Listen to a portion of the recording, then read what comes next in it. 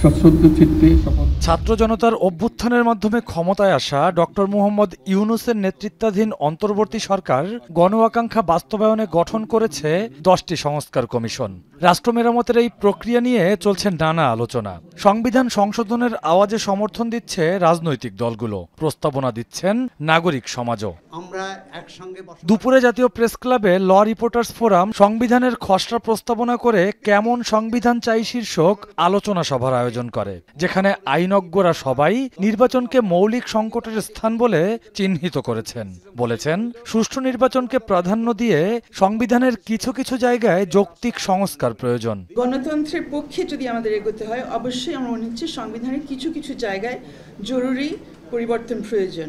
Multi party democracy হবে, competition থাকবে, আমি আমার কথা বলবো, আপনি আপনার কথা বলবেন, পিপল যে অ্যাকসেপ্ট করবে এটা উইল বি অ্যাকসেপ্টেড। দেশের পরিবর্তিত প্রেক্ষাপট এবং অন্তর্বর্তী সরকার নিয়ে নানান আলোচনা সমালোচনার ব্যাখ্যা দিয়েছেন সাবেক দুই বিচারপতি। বলেন, গণ আন্দোলনে সংবিধান মেনে অন্তর্বর্তী সরকার গঠন হয় না। যে যাই বলুক না কেন যে কনস্টিটিউশন সম্পর্কে কিছুই বলা যাবে না, তাহলে আপনারা কোত্থেকে আসলেন? আপনারা তো আসলেন কনস্টিটিউশন ভায়োলেশন করি। তো কাজেই অ্যাটর্নি জেনারেল সাহেব যাই বলুক না কেন, আমরা তো বলছি না যে আপনারা সব কিছু ঠিক করে ফেলেন, কনস্টিটিউশনকে আপনারা লিখে ফেলেন, আমরা শুধু সাজেশন দিচ্ছি। এ সময় নির্বাচন সংস্কার কমিশন প্রধান বলেন, পঞ্চদশ সংশোধনের মাধ্যমে সংবিধানের 1/3 পরিবর্তন করে তা কলুষিত করা হয়েছে। আর গণমাধ্যম সংস্কার কমিশনের প্রধান বলেন, রাজনৈতিক সমঝোতার জন্য সব পক্ষকে একসাথে বসাতে হবে অন্তর্বর্তী সরকারকে। রাজনৈতিক সমঝোতার মধ্য দিয়েই সিদ্ধান্ত নিতে হবে যে নতুন সংবিধান হবে না সংবিধানে জাস্ট সংশোধনী হলেই সেই সংশোধনীতে কাজ হবে। আমি আশা করব যে সব পক্ষকে এক টেবিলে বসানোর উদ্যোগ এই সরকার নিতে পারে।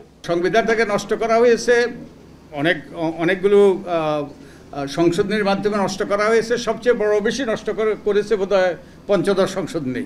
আপনারা জানেন যে পঞ্চদশ সংশোধনীর মাধ্যমে সংবিধানের 1/3কে পরিবর্তন করা হয়েছে, 1/3 বেশি, এবং এগুলোকে সেই 7খ মাধ্যমে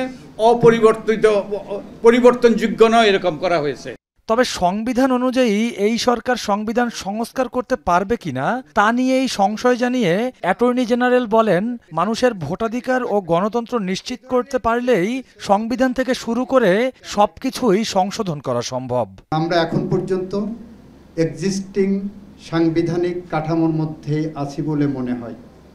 সেই কারণে আর্টিকেল 93 দিকে যদি একটু তাকান, তাহলে এই প্রস্তাবনাগুলো এই সরকারের জায়গা থেকে সংবিধান সংশোধনের কোনো উদ্যোগ বা প্রস্তাবনা নিতে পারবেন কিনা সেই জায়গাটা আপনাদের ভেবে দেখা দরকার। সংবিধান পরিবর্তন হলেও মৌলিক কাঠামোয় পরিবর্তন হতে পারে না, মতামত দিয়েছেন কেউ কেউ। রকিবুল রাহাত, এখন, ঢাকা।